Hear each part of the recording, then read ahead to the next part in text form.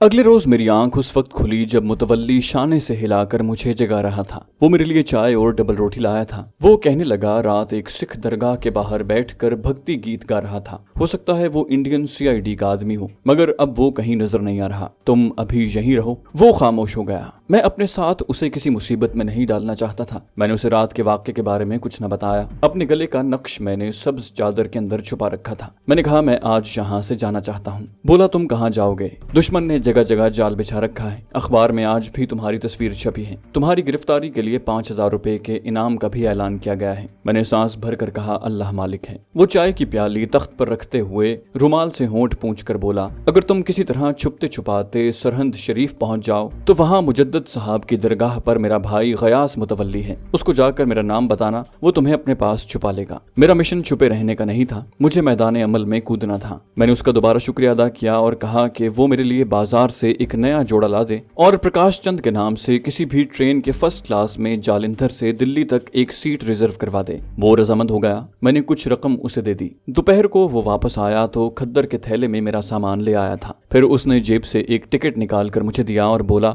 ये frontier mail का ticket है। गाड़ी रात के 9:15 बजे जालंधर पहुंचती है। मैंने कहा, फिक्र न करो, मैं खुद ही रेलवे स्टेशन पहुंच जाऊंगा। मैंने लिबास तब्दील कर लिया। रात 8:45 बजे उसने एक साइकिल रिक्शा लाकर दरगाह के पिछवाड़े खड़ा कर दिया और मुझे तहखाने से निकाला और मुझसे गले मिला तो रिंधी हुई आवाज में बोला, बेटा, मैं तुम्हारी इससे ज्यादा खिदमत करना चाहता था, मगर हम मुसलमान जहाँ मजबूर हैं। मैंने उसका हाथ थाम कर दिली शुक्रिया अदा किया और रिक्शे में बैठकर मुतवल्ली ने रिक्शे वाले सिख से कहा, सरदार जी, लाला जी को स्टेशन पर पहुंचा दो। कांग्रेस के बड़े मशहूर लीडर हैं। रक्षा शुरू रात की तारीकी में जालंधर रेलवे स्टेशन की तरफ चल पड़ा। 15-20 मिनट बाद दूर से रेलवे स्टेशन की रोशनियां नजर आने लगी। रेलवे स्टेशन पहुंचा तो वहां काफी रौनक थी, लेकिन मिलिट्री पुलिस का कोई आदमी नहीं था। गेट पर सिख टिकट चेकर खड़ा टिकट देख रहा था। मैंने टिकट दिखाया तो उसने टिकट मार्क करके टिकट मेरे हवाले कर दिया और बोला, महाराज, गाड़ी 20 मिनट लेट होगी। मैंने कहा, कोई बात नहीं सरदार जी, आपका धन्यवाद, और मैं प्लेटफॉर्म पर आ गया। वेटिंग रूम की तरफ बढ़ा ही था कि वेटिंग रूम के बाहर मिलिट्री पुलिस के 2 सिपाही खड़े बातें कर रहे थे। मैं सुकून से उनके करीब से गुजरकर वेटिंग रूम में दाखिल हो गया। कोने वाली एक कुर्सी पर बैठ गया और मेज से अंग्रेजी का अखबार उठाकर अपने चेहरे के आगे कर लिया। उसी सफे पर मेरी तस्वीर छपी थी और 5000 रुपए का इनाम का ऐलान था। कमबख्त गाड़ी को भी आज लेट होना था। खुदा खुदा करके 9:30 बजे प्लेटफॉर्म पर कुलियों की भाग दौड़ की आवाजें आने लगी। मुसाफिर सामान उठाकर बाहर निकलना शुरू हो गए। मैं भी प्लेटफॉर्म पर निकल आया। ट्रेन आ गई। फर्स्ट क्लास के तीसरे कंपार्टमेंट के बाहर मेरे नाम की चिट लगी हुई थी। ये 2 सीटों वाला कूपे था। दूसरी सीट खुशकिस्मती से खाली थी। मैं डिब्बे में घुसकर सीधा बाथरूम में चला गया और मुंह हाथ धोना शुरू कर दिया। 15 मिनट बाद गाड़ी ने विसल दिया तो मैं बाथरूम से निकलकर अपनी सीट पर बैठ गया। गार्ड ने सीटी बजाई और गाड़ी चल दी। मैं खिड़की के शीशे में से जालंधर शहर की कोठियों और मकानों की रोशनियों को तेजी से पीछे जाते हुए देखने लगा। गाड़ी लुधियाने के स्टेशन पर रुकी तो डिब्बे में एक मोटा ताजा लाला हाँपता हुआ दाखिल हुआ। कुली उसका सामान रखने लगा। लाला ने धोती कुर्ता पहन रखा था। उसने लड़ झगड़ कर कुली को रुखसत किया और राम राम करता अपनी सीट पर बराजमान हो गया। बोला, महाराज, आप कहाँ जा रहे हैं? मैं तो दिल्ली जा रहा हूँ। ये कुली तो लूटते हैं मुसाफिरों को। बहुत जल्द मुझे एहसास हो गया कि इस हिंदू लाले ने अखबार में मेरी तस्वीर नहीं देखी। वो दिल्ली में कपड़े का कारोबार करता था। देर तक बोलता रहा, फिर सीट पर दराज हो गया। थोड़ी देर बाद उसके खर्राटे गूंजने लगे। ट्रेन स्टेशन पर स्टेशन छोड़ती भागी चली जा रही थी। अंबाला गुजर गया। मेरठ छावनी पर मैं चौकन्ना हो गया। हिंदू लाले ने खिड़की खोलकर बाहर की छाबड़ी वाले को आवाज दी और उससे कचोरियां लेकर खाने लगा। बड़े करबामेज इंतजार के बाद गाड़ी मेरठ छावनी से रवाना हुई। दिल्ली के करीब करीब पौ फटने लगी। मोटा लाला अभी तक खराटे ले रहा था। दिल्ली आया तो दिन काफी निकल आया था। एक बार फिर मैं भारत के दारुल हुकूमत में दाखिल हो रहा था, जहां से मैं जान बचाकर बड़ी मुश्किल से भागा था। ट्रेन प्लेटफॉर्म पर रुकी तो मैं मुसाफिरों के हुजूम में घुस गया और गेट की तरफ बढ़ने लगा, जहां लोगों का काफी रश था। गेट से निकलकर लॉबी में से गुजर रहा था कि मेरी निगाह सुतून के पास खड़े कमीज पतलून वाले एक दुबले पतले आदमी पर पड़ी। वो शक्ल ही से CID का आदमी लगता था। मैं सुकून से चलता गया। अभी मैं लॉबी की सीढ़ी से दूर ही था कि पीछे से किसी ने मेरे कांधे पर हाथ रख कर कहा, महाशय जी, कहाँ से आ रहे हैं? मैंने मुड़कर देखा, वही आदमी था। मैंने बड़ी खंदा पेशानी से उसे प्रणाम करते हुए कहा, मेरठ से आ रहा हूँ महाराज। वहाँ कांग्रेस कमेटी की मीटिंग थी। वो ज़ेरे लब मुस्कुरा रहा था। बोला, महाराज, जरा मेरे साथ चलें। वो सामने वाले कमरे में कांग्रेस कमेटी के लीडर साहब ने आपको बुलाया है। है। मैंने सामने वाले कमरे की तरफ देखा, वहाँ एक सिख फौजी खड़ा हमारी तरफ देख रहा था। एक पल के लिए मेरे जिस्म में सर्द सी लहर दौड़ गई। सिख फौजी ऊंचा लंबा जवान था। वो हमारी तरफ बढ़ा। सीआईडी वाले ने उसकी तरफ देख कर कहा, सरदार जी, मेरी आंखें धोखा नहीं खा सकती। ये महाशय जी वही हैं जिसकी आपको तलाश है, इसे अंदर ले चलें। मैं उन दोनों के दरमियान बेबस सा होकर रह गया। इससे पहले कि मैं कोई एक्शन करता, वो मुझे धकेल कर कमरे में ले गए। सिख फौजी ने मेज की दराज से अखबार निकाला तो मेरी जान हवा हो गई। वो कभी अखबार में छपी हुई तस्वीर और कभी मेरी तरफ देखता। अचानक वो कुर्सी से उठा। उसने पिस्तौल निकाल कर मेरी तरफ तान लिया और गरजदार आवाज में बोला, बैठ जाओ थे सरदार जी, मेरा इनाम ना भूल जाना। सीआईडी वाला कहने लगा। सिख फौजी ने उसे झिड़क कर कहा, तुम बाहर जाओ, और उसे कमरे से निकाल दिया। फिर मेरी तरफ घूरते हुए रिसीवर उठाया और कोई नंबर मिलाने लगा। गले में पड़े हुए मुकद्दस नक्श को आजमाने का वक्त आ गया था, क्योंकि मैं जेब से जहरीला सिगार निकाल कर नहीं सुलगा सकता था। वक्त बहुत कम था। अगर उसने फोन पर कंपनी कमांडर को इत्तला कर दी तो फौज का पूरा दस्ता यहाँ आ जाएगा। मैंने बुजुर्ग की हिदायत के मुताबिक दिल ही दिल में कलमा तैयबा पढ़कर नक्श पर एक निगाह डाली। फिर सिख फौजी की तरफ देखने लगा। मैंने अपने सामने खड़े पिस्तौल वाले सिख फौजी की आंखों में आंखें डालकर ये फिक्रे दोहरा रहा था, मैं कांग्रेसी लीडर हूँ, तुम मुझे जानते हो, मुझे अपनी हिफाजत में यहाँ से निकालो। और नक्श के असर का इंतजार करने लगा। अचानक सिख फौजी के चेहरे पर तासुफ और मलाल का तासुर उभरा। उसने पिस्तौल मेज पर रख दिया और मेरा हाथ अपने हाथ में थाम कर बोला, महाशय जी, मुझे क्षमा कर दें, मेरे आदमी से गलती हो गई है। भला आपको कौन नहीं जानता, दरअसल आपकी शक्ल उस पाकिस्तानी जासूस से बहुत मिलती है जिसकी हमें तलाश है। आइए, मेरी गाड़ी आपको छोड़ आती है। मैं उसे अपनी नजरों से ओझल नहीं होने दे रहा था। वो मुझे साथ लेकर फौजी ऑफिस से बाहर आ गया। वो बड़े अदब और एहतराम के साथ मेरे हमरा चल रहा था। हिंदू सीआईडी वाले ने जब ये मंजर देखा तो हैरत से हमारा मुंह तकता रह गया। वो आगे बढ़ा ही था कि सिख फौजी ने कहा, बंदा बंदा देख लिया करो। एक तरफ फौजी जीप खड़ी थी। उसने मुझसे पूछा, महाशय जी, आप कहाँ जाएंगे? मैंने ख्वाजा निजामुद्दीन का नाम ले दिया। मुझे मालूम था कि वहाँ से नई दिल्ली का रेलवे स्टेशन दूर नहीं है, और वैसे भी ये मुसलमानों की बस्ती थी और वहाँ मुझे कुछ देर के लिए पनाह मिल सकती थी। सिख फौजी ने ड्राइवर को हुक्म दिया कि ख्वाजा निजामुद्दीन की बस्ती में छोड़ाए। सिख फौजी ने बड़े एहतराम से मुसाफा किया। मैंने उसकी आंखों में आंखें डालकर दिल में उसे मुखातिब करके कहा, मेरे जाते ही भूल जाओगे कि तुम किसी कांग्रेसी लीडर या मशकूक आदमी से मिले थे। ये कहकर मैं जीप में सवार हो गया। जीप रवाना हो गई। जब सिख फौजी मेरी निगाहों से ओझल हो गया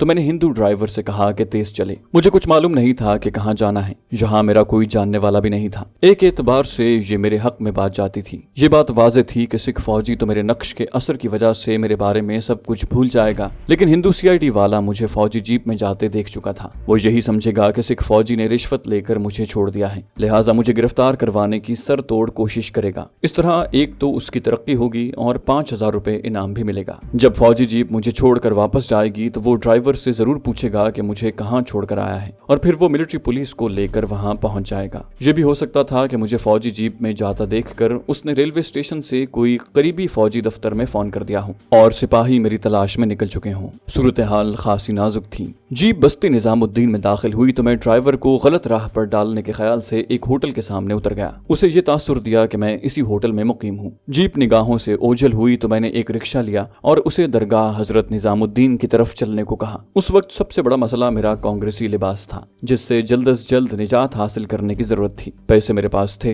रिक्शा एक शॉपिंग सेंटर के करीब से गुजरा तो मैं वहां उतर गया। बहुत बड़ा शॉपिंग सेंटर था जिसमें हर किस्म की दुकानें और स्टोर मौजूद थे। एक स्टोर रेडीमेड कपड़ों से भरा हुआ था। मैं शीशे की एक अलमारी में लटका हुआ समर सूट देख रहा था कि मुझे महसूस हुआ एक शख्स काउंटर के पास खड़ा मुझे घूर रहा है। ऐसी हालत में मेरा यहाँ कांग्रेसी लिबास उतार कर समर सूट पहन कर निकलना मशकूक बना सकता था। चुनाचे मैं कुछ खरीदे बगैर ही स्टोर से निकल आया। फिर दूसरा रिक्शा लिया और दरगाह की तरफ चल दिया। रास्ते में एक मिलिट्री पुलिस की जीप करीब से गुजर गई। मैंने रिक्शे वाले को एक बाजार में मुड़ने को कहा और थोड़ी दूर जाकर उतर गया। साथ साथ बनी हुई क्वार्टर नुमा छोटी कोठियों वाला इलाका था। इधर उधर छोटी सड़कें एक दूसरे को काटती गुजर रही थी। मैं एक मकान के सामने से गुजर रहा था कि बोर्ड पर डॉक्टर नूरुल हसन जैदी लिखा देखा। मैंने घंटी बजा दी। दरवाजा एक पुख्ता उम्र के दुबले पतले अचकन पोश बुजुर्ग ने खोला। उन्होंने अपने सामने एक कांग्रेसी लिबास वाले लीडर नुमा नौजवान को देखा तो हाथ जोड़कर नमस्कार किया और दरियाफ्त किया कि मुझे किससे मिलना है। मैंने पूछा, डॉक्टर नूरुल हसन जैदी साहब आपका ही नाम है? वो बोले, जी हाँ, तशरीफ लाइए। वो मुझे कोई मरीज समझकर अंदर ले गए और ड्राइंग रूम में बिठा दिया। फर्श पर घिसा पिटा कालीन बिछा हुआ था। पुरानी वजह के सोफे थे। दीवार पर करबलाए मोहल्ला के कते आवेज़ां थे। जैदी साहब मेरे सामने सोफे पर बैठ गए और बोले, मरीजों को मैं आम तौर पर सुबह 9 बजे के बाद दुकान पर ही देखता हूँ, लेकिन आप तशरीफ ले आए हैं तो फरमाइए मैं आपकी क्या खिदमत कर सकता हूँ। मैंने कहा, जैदी साहब मैं इस वक्त एक अजीब मुसीबत में मुब्तला हूँ। वो बोले, फरमाइए क्या आरिज़ा लाहक है। मैंने बड़े राजदाराना अंदाज में कहना शुरू किया, जैदी साहब मेरा नाम सज्जाद रिजवी है। मैं मशरकी पाकिस्तान से जान बचाकर यहाँ आया हूँ। वहाँ मेरा एक्सपोर्ट इम्पोर्ट का छोटा सा कारोबार था। मैं सियालकोट पाकिस्तान का रहने वाला हूँ। ढाका फॉल हुआ तो वहाँ कत्लेआम शुरू हो गया। मैं ढाका से चिटागोंग की तरफ फरार हो गया। कई माह भेस बदल कर जंगलों में फिरता रहा। फिर एक स्मगलर की मदद से भारत की सरहद पार करके कलकत्ते आ गया। यहाँ भारतीय पुलिस मेरे पीछे लग गई। मैं उनके चुंगल से फरार होकर दिल्ली आ गया। यहाँ डॉक्टर जैदी साहब को मेरी गुफ्तगू ने परेशान कर दिया। जल्दी से बोले, भाई साहब मैं आपकी कोई मदद नहीं कर सकता। यहाँ के मुसलमानों को पुलिस पहले ही शक की निगाह से देखती है। यहाँ अपने बाल बच्चों के साथ इज्जत की रोटी खा रहा हूँ। मैं किसी मुसीबत में नहीं पड़ना चाहता। इतना वादा करता हूँ कि मैं आपके बारे में किसी से बात नहीं करूंगा। मैंने कहा, जैदी साहब आप मेरे लिए इतना तो कर सकते हैं कि मुझे अपनी कोई पुरानी अचकन और कमीज पजामा ही दे दें।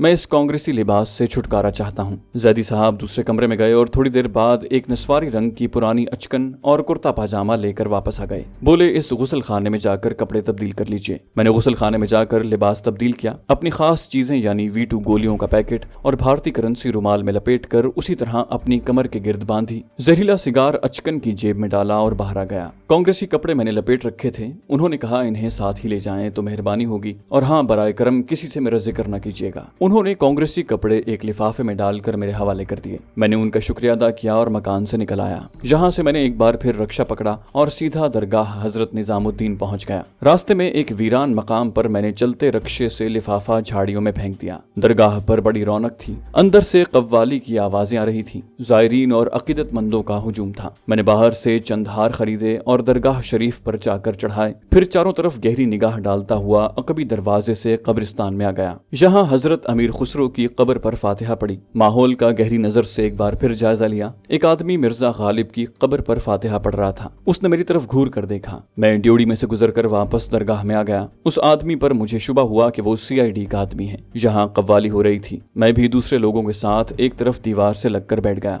मेरी निगाहें कब्रिस्तान वाले दरवाजे पर लगी हुई थी। मुझे यकीन था कि अगर वो CID का आदमी है तो मेरे पीछे जरूर आएगा। 10 मिनट गुजर गए, वो शख्स ना आया। मैं वहां से निकल जाने के बारे में सोचने लगा। मेरा टारगेट जनूबी हिंद का सबसे बड़ा शहर मद्रास था, जहां से मुझे भारतीय एटमी प्लांट को उड़ाने के लिए मंडापम कैंप नामी शहर में जाना था। काफी लंबा रास्ता था। दोपहर हो चुकी थी, भूख लग रही थी। दरगाह शरीफ पर लंगर जारी था। वहां से मैंने नमकीन चावल खाए और गौर करने लगा कि यहाँ से नई दिल्ली पहुंचकर ट्रेन पकड़ूं या निजामुद्दीन स्टेशन पर चला जाऊं। खतरा तो दोनों जगहों पर था। मद्रास एक्सप्रेस मुझे दिल्ली रेलवे स्टेशन से ही मिल सकती थी और दिल्ली का रेलवे स्टेशन मुझे एक ऐसा मगरमच्छ लग रहा था जो मुंह फाड़े मुझे निगलने के लिए तैयार हो। आखिर मैंने फैसला किया कि निजामुद्दीन रेलवे स्टेशन से बम्बई का रुख किया जाए। बम्बई से पूना पहुंचूं और फिर मद्रास की तरफ निकल जाऊं। वो बिल्कुल मुख्तलिफ सूबा है। वहां मैं निस्बतन महफूज हूंगा। रुपए मेरे पास काफी थे। वहीं बैठे हुए लोगों से मैंने मालूम कर लिया कि बम्बई जाने वाली एक्सप्रेस ट्रेन शाम को 7 बजे हजरत निजामुद्दीन रेलवे स्टेशन पहुंचती है और 5 मिनट रुकने के बाद रवाना हो जाती है। बाकी वक्त मैंने वहीं कव्वालियां सुनते गुजार दिया। 6 बजे लंगर से थोड़े नमकीन चावल खाए, ठंडा पानी पिया और पौने 7 बजे दरगाह से निकलकर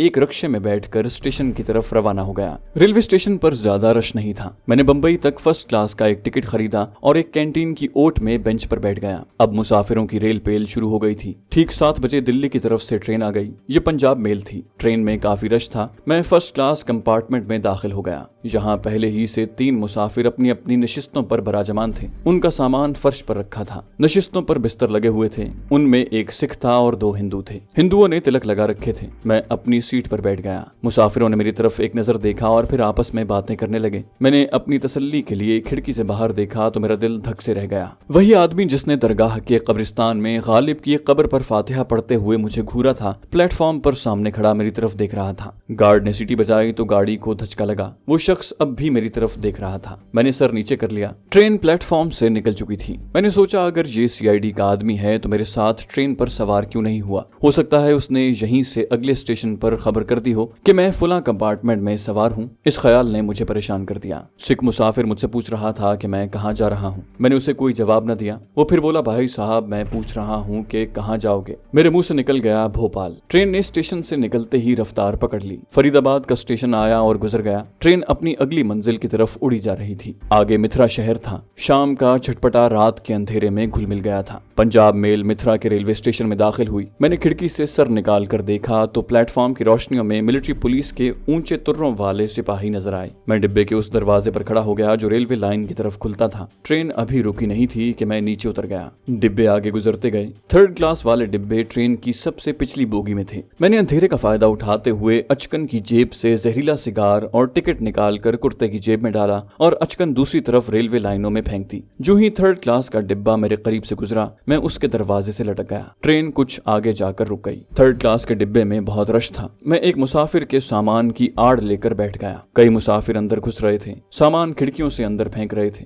मैंने देखा कि दरवाजे के आगे लोगों का सामान पड़ा था, जिसकी वजह से वो बंद था। खिड़की से अभी तक कोई मिलिट्री पुलिस वाला अंदर झांकता नजर न आया। खुदा खुदा करके इंजन ने विसल दी और ट्रेन आगे को खिसकी। मैंने खुदा का शुक्र अदा किया। पंजाब मेल फर्राटे भरती रात की तारीकी को चीरती आगरा की तरफ दौड़ी चली जा रही थी। 1.5 घंटे बाद राजा की मंडी स्टेशन गुजर गया। अगला स्टेशन आगरा कैंट था। ट्रेन रुक गई। मुसाफिरों का यहाँ भी रश था। एक मुसाफिर खिड़की में से कूद कर अंदर आया और बोला, अरे यहाँ आज पुलिस क्यों आई है? कोई डाकू पकड़ेगी क्या? मैंने अपना आप मजीद नीचे कर लिया। मेरे पास एक बड़े मियाँ कांधे पर रुमाल डाले बैठे हुए थे। मैंने उनसे कहा, मेरे सर में दर्द हो रहा है, क्या आपका रुमाल थोड़ी देर के लिए अपने सर पर बांध सकता हूँ? सर को हवा लग रही है। उन्होंने फौरन मुझे अपना फूलदार रुमाल दे दिया। मैंने उसे अपने सर पर इस तरह बांधा कि मेरी शक्ल दूर से पहचानी न जा सके। ट्रेन का स्टॉप 10 मिनट का था। उसे 15 मिनट गुजर गए। पुलिस डिब्बों में मुझे तलाश कर रही थी। इसका सबूत मुझे एक सिपाही को देखकर मिल गया जो हमारे डिब्बे को खुलवाने के लिए कह रहा था। मुसाफिर सामान इधर उधर हटाने लगे। लैट्रीन मेरे करीब ही थी। मैं उसके अंदर घुस गया। अंदर से कुंडी लगा ली। अब मेरी किस्मत थी, पकड़ा भी जा सकता था और नहीं भी। जब मुझे लैट्रीन में घुसे 5 मिनट हो गए तो किसी ने बाहर से दरवाजे पर जोर जोर से हाथ मारा। दरवाजा खोलो भैया जी। हमला करने की तैयारी करके मैंने दरवाजा खोल दिया। मेरे सामने सिपाही की बजाय एक मुसाफिर खड़ा था। मैं मुंह लपेटे सर झुकाए बाहर निकलकर सामान की ओट में बैठ गया। मालूम हुआ कि सिपाही अंदर नहीं आया था, वहीं खिड़की से अपना फर्ज पूरा करके चला गया था। ट्रेन आगरा कैंट से रवाना हुई तो एक बार फिर मैंने इत्मीनान का सांस लिया, क्योंकि अब तवक्को नहीं थी कि किसी अगले स्टेशन पर पुलिस मुझे तलाश करने आएगी। अगला बड़ा स्टेशन ग्वालियर था। रात 1 बजे तक ट्रेन छोटे छोटे रेलवे स्टेशन पीछे छोड़ती अपने सफर पर रवाना थी। 1 बजे ग्वालियर आ गया। प्लेटफॉर्म पर काफी रश था। कुछ मुसाफिर उतर गए, कुछ डिब्बे में सवार हो गए। मैंने खिड़की से प्लेटफॉर्म पर निगाह डाली, कहीं कोई मिलिट्री का सिपाही दिखाई ना दिया। ग्वालियर से ट्रेन चली तो उसने रुकने का नाम ही न लिया। कई छोटे स्टेशन गुजरते चले गए। पौ फटने वाली थी कि पंजाब मेल झांसी के रेलवे स्टेशन में दाखिल हो गई। मैं ट्रेन से बाहर आने का खतरा मोल नहीं लेना चाहता था। जिन बुजुर्ग का मैंने रुमाल अपने सर पर बांध रखा था, उन्हें झांसी उतरना था। मैंने रुमाल वापस करना चाहा तो उन्होंने लेने से इनकार कर दिया। बेटा, तुम्हारे सर में दर्द है, इसे अपने पास ही रखो। मैंने बड़े मियाँ का शुक्रिया अदा किया। ट्रेन रवाना हो गई और जब भोपाल आया तो दिन काफी निकल चुका था। यहाँ मैंने दूसरे मुसाफिरों के साथ आब खोरे में चाय पी और बंद मक्खन खाया। फिर दिन भर ट्रेन चलती रही। सारे रास्ते मुझे किसी ने न पूछा। जुलगांव के बाद नंदगांव भी गुजर गया। आधी रात के बाद स्टेशन नासिक रोड आया। यहाँ मैंने प्लेटफॉर्म पर निकल कर थोड़ा बहुत खाया। देवलाली पहुंचे तो सुबह काजिब की झलकियां नमूदार होना शुरू हो गईं। अगतपुरी के स्टेशन पर बिजली का इंजन लगा दिया गया, क्योंकि दिल्ली से यहाँ तक स्टीम इंजन हमें लाया था। यहाँ से बम्बई का रंग रूप नजर आना शुरू हो गया था और ट्रेन की रफ्तार काफी तेज हो गई थी। कल्याण का रेलवे स्टेशन आया तो बम्बई शुरू हो गया था। कल्याण के बाद पंजाब मेल दादर के लोकल स्टेशन पर रुकी और फिर शोर मचाती धड़धड़ाती हुई बम्बई सेंट्रल के अजीमुशान रेलवे स्टेशन में दाखिल हो गई। प्लेटफॉर्म पर उतरने की बजाय मैं दूसरी तरफ रेलवे लाइन पर उतर गया और यार्ड की दूसरी पटरियों से गुजरता हुआ दूसरे प्लेटफॉर्म पर चढ़ गया। प्लेटफॉर्म की घड़ी दिन के 8 बजा रही थी। आसमान बादलों से ढका हुआ था और लगता था कि बूंदाबांदी हो चुकी है। मैं एक जगह दूसरे मुसाफिरों के साथ बेंच के किनारे पर बैठकर माहौल का जायजा लेने लगा। यहाँ मिलिट्री पुलिस का कोई आदमी मौजूद नहीं था। मैंने स्टॉल पर चाय पी और बुक स्टॉल से टाइम टेबल खरीदा। अंग्रेजी अखबार पर निगाह डाली। वहाँ ना तो कहीं मेरी खबर छपी थी और ना ही कोई तस्वीर छपी थी। मैं दूसरे मुसाफिरों के रेले में शामिल होकर सीढ़ियों वाले पुल की तरफ बढ़ा। पुल उबूर करके बड़े प्लेटफॉर्म पर आया और दूसरे मुसाफिरों के साथ स्टेशन से बाहर आ गया। मुख्तलिफ किस्म के लोगों ने मुझे घेर लिया। इनमें कोई होटल वाला था, कोई टैक्सी वाला और कोई विक्टोरिया यानी बखी वाला। मैं एक मुसलमान लड़के के साथ विक्टोरिया में बैठकर भिंडी बाजार के बगदादी होटल में आ गया। मामूली किस्म का कमरा लिया। एक बेड और पुरानी सिंगार मेज कोने में रखी थी। चाय मंगवाई और फिर टाइम टेबल खोलकर बम्बई से मद्रास जाने वाली ट्रेनों का जायजा लेने लगा। एक ही ट्रेन मेरे लिए मौजूद थी जो रात के 10 बजे बम्बई से रवाना होकर अगली रात के पिछले पहर मद्रास पहुंचती थी। बहुत तवील सफर था। मेरे पास भारतीय करेंसी में सिर्फ 1000 रुपए रह गए थे। फर्स्ट क्लास में सफर करना वैसे ही मेरे लिए खतरनाक था। थर्ड क्लास में आदमी दूसरे मुसाफिरों में गुम हो जाता है। दोपहर के खाने के बाद मैं आराम करने के लिए सो गया। तो दोस्तों, ये थी हमारी आज की एपिसोड। उम्मीद करते हैं आपको हमारी कहानी पसंद आई होगी। जाने से पहले इस वीडियो को लाइक कीजिए और शेयर करना मत भूलिए। कमेंट करके हमें बताइए कि आपको हमारी वीडियो कैसी लगी। और अगर अभी तक आपने इस चैनल को सब्सक्राइब नहीं किया तो इसे सब्सक्राइब कीजिए और बेल आइकन दबाकर ऑल नोटिफिकेशंस ऑन कर लीजिए।